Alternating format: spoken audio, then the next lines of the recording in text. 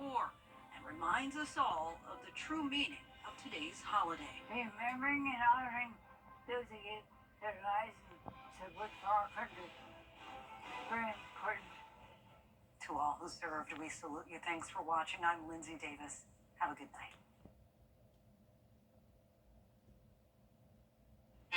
We are going to have a beautiful, sunny, and dry week ahead, along with those temperatures going down a bit, and so is the humidity. I'll have all those details coming up. Right now on News Channel 6 and 7, remembering those who gave their lives to protect our freedom. We'll take you to today's ceremony at the All Wars Monument in Augusta. Also ahead, marijuana has been reclassified at the federal level. What this means for Georgians. And summer holidays can be very dangerous. Why Memorial Day is the start of the 100 deadliest days of the year. As your News at 7 starts now. Live from Television Park, this is WJBF News Channel 6 at 7. Good evening, everyone. You're watching News Channel 6 at 7. I'm Dee Griffin. Thanks so much for joining us. Coverage you can count on begins as ceremonies around our area.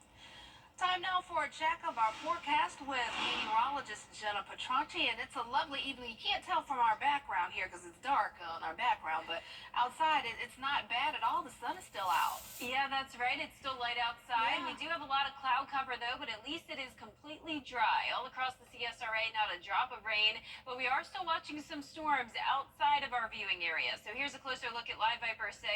We have this one strong cell. It was a severe thunderstorm warning a little bit ago, but that has now been dropped, and that is moving down towards the southeast. So places like Hancock County, Washington County, Warren County, be on the lookout for some of these pop-up storms over the next couple of hours. Other than that, not much going on. Notice all across southern Georgia, we do have these complexes of thunderstorms. Very, very strong and severe activity here, but all of that is staying to our south, moving towards the east. So places like Emmanuel, Jenkins, don't have to worry about it. It's just these pop-up storms that could still develop over the next couple of hours, and that's why we're still under a severe thunderstorm watch until 10 o'clock tonight. But definitely don't expect a washout, no widespread activity here. Just 60-mile-per-hour wind gusts and quarter-size hail possible with some of these brief storms. Dew points are very high. We're in those low 70s for the most part, so that's enough moisture to cause these storms to develop. And it's still very warm outside. 83 in Augusta, 84 in Barnwell, 81 in McCormick, Millen and Louisville, you're at 80 degrees, 80 and 82 in Aiken, 75 in Wrightsville, a little bit cooler, and 82 in Waynesboro. So we take a look outside now on our Terry Lambert Hyundai Skyview cam over the Savannah River. As I mentioned, very, very cloudy outside, but at least it's been dry for any of your Memorial Day activities. Winds are coming in from the southwest, so a little bit breezy with those winds up to 11 miles per hour in Wrightsville, and the winds are gusting up to 23 miles per hour in Wrightsville, 22 in Aiken. So breezy the rest of your Monday evening with the cloud cover lingering. A cold front is knocking on our door, so that's the reason for the storms ahead of it. But once that cold front passes, we have some nice conditions to look forward to over the next few days. Plenty of sunshine. It will be hot tomorrow at 90, but we'll be down into those low 80s by Thursday. More details on that coming up, but back to you, Dee. All right, thanks so much. We'll see you soon. And while today marks the unofficial start of the summer season, it also marks the start of the 100 deadliest days of summer. That's the time between Memorial Day and Labor Day when teens get into the most deadly car crashes. An average of 7 people are killed in teen driver-related car crashes during the summer each year. Major factors in those crashes include speeding, distracted driving, and alcohol use. The estimates are in Georgia for the last 3 years, probably more than 5,000 people were killed in crashes from January 1, 2020 through December 31st, 2022. It's never good news when anyone dies in a crash. The Georgia Governor's Office of Highway Safety says teen drivers are especially at risk on the roads. A federal proposal on classifying marijuana could bring changes to the Peach State. The change recognizes the medical benefits of cannabis, and advocates say it would have less potential for abuse than other dangerous drugs. But some argue it's all a political push by the president. Here's Archie Shartry with more. It's a crime to have marijuana in Georgia, whether you buy it, sell it, or plan to manufacture it. But there's a renewed push by the U.S. Drug Enforcement Administration to reclassify marijuana as a less dangerous drug. While it wouldn't legalize it for recreational purposes, the Justice Department's proposal would recognize the medical benefits of cannabis. It would allow, as soon as that federal regulation change occurs, for marijuana to be prescribed and dispensed for medical use at dispensaries across Georgia. It would not impact recreational use, although there are cities and counties that have already decriminalized minor use possession by decreasing the penalties that their DAs and their police departments will enforce of an ounce or less. While the proposal is facing pushback from some groups who say marijuana could have adverse health risks, advocates say it could reduce pain for those suffering from cancer, Parkinson's disease, or seizures. I believe there's only 3 or 4 operating dispensaries in Georgia at this point, so most people I know who are patients in those ailments, they literally travel to other states, purchase it much more easily, and come back to it. It would move marijuana from Schedule 1, the same category as LSD or heroin, to a Schedule 3 drug along with steroids, which isn't as strictly regulated. So driver safety is probably the number one if it were suddenly much more broadly used. And then you've got workplace safety issues because, there's warehouses, there's people who work on locomotives, there are large truck drivers, and when things are decriminalized, they are broadly adapted very quickly. And sometimes not everyone's system is able to cope with that change. There is a 2-month public comment period before the changes are finalized. Reporting in Atlanta, Archit Seshadri, Atlanta Bureau Chief.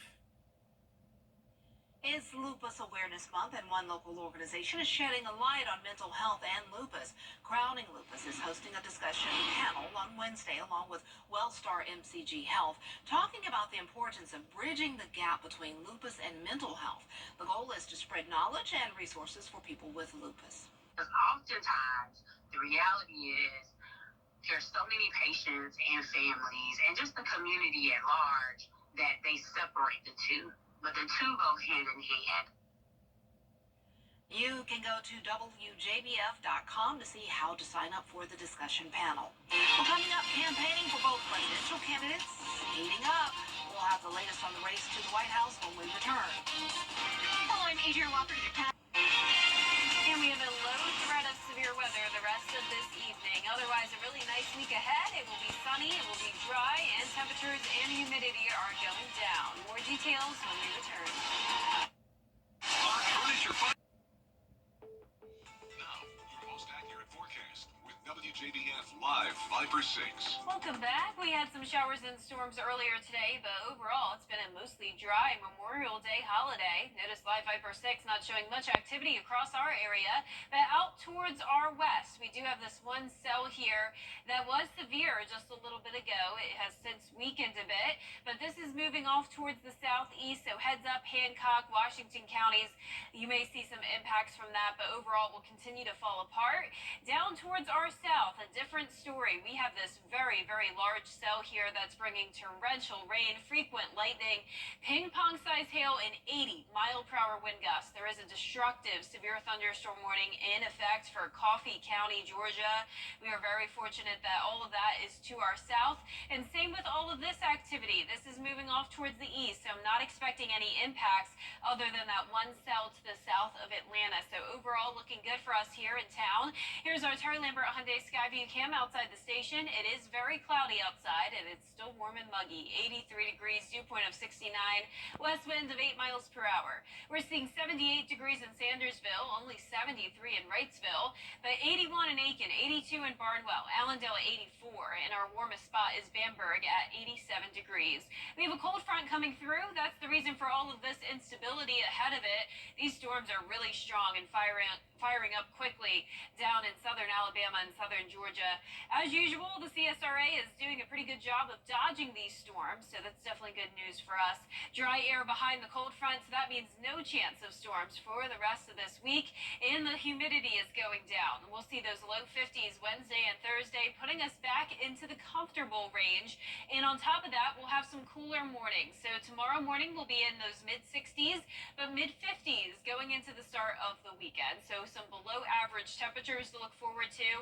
As for the storm threat tonight, we are still under that severe thunderstorm watch until 10 o'clock. There is a good chance this could be dropped earlier than that. But as of now, the Storm Prediction Center has included a couple more counties in this watch. That's Warren and Hancock. Initially, those were not included, but because of that one cell to the south of Atlanta, it's possible that it could re-strengthen and move into those counties. So this is for those 60-mile-per-hour wind gusts and quarter-size hail. I'm not expecting ping-pong-size hail or 80-mile-per-hour wind gusts here by any means.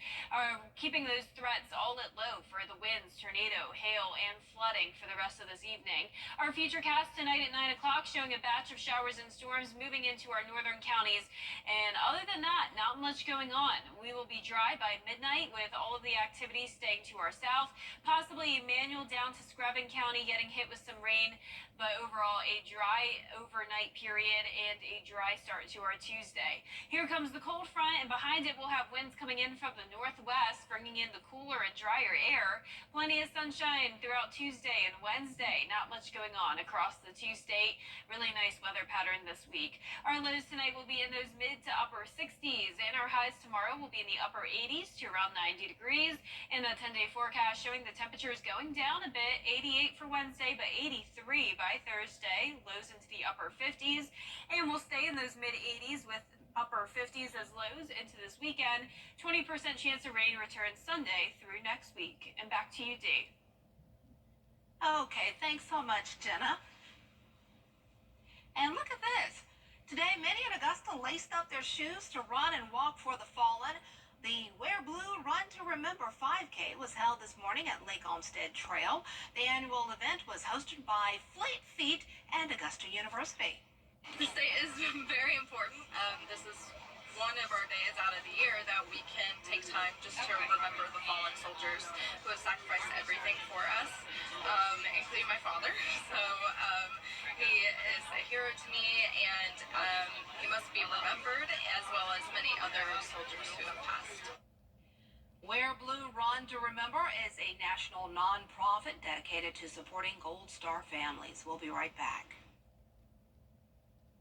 The deals. Visit WJBF.com/creator to find out how we can do the same for you.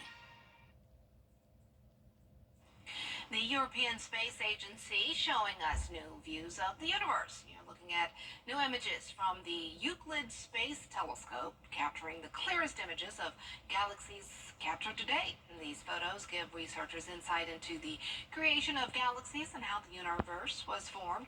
The telescope mission launched just under 11 months ago, delivering its first images 6 months ago. The mission is to provide scientists with data on galaxies as far away as 10 billion light years from Earth. Wow, those are just stunning. They're beautiful. And our weather today, it wasn't stunning, Dee. We did have a good amount of cloud cover, but at least it was dry. And also, they dropped the temperatures a little bit. You could feel it immediately. It did go back up, but I know people who were at the lake or at the pool or out cooking out, they probably had to go inside for a little bit, but they came back out. Yeah, it was overall a great Memorial Day weather forecast for us. We did have the showers and storms earlier, and we do still have a severe weather threat over the next couple of hours, but overall that threat is very low and diminishing. Mostly sunny and dry conditions to look forward to throughout the rest of the week, so if you have more time for some outdoor activities, it's definitely a great forecast for it. Tomorrow will be another hot one, high of 90, but down to 83 on Thursday. Low temperatures go from the mid-60s down into the mid-50s for Saturday morning. Mostly dry for your Saturday, beautiful day, then isolated storms possible on Sunday. All right, sounds good. Thanks so much, and thank you for joining us. Well, that's our time for now, but we're always with you at WJBF.com. Entertainment Tonight is next.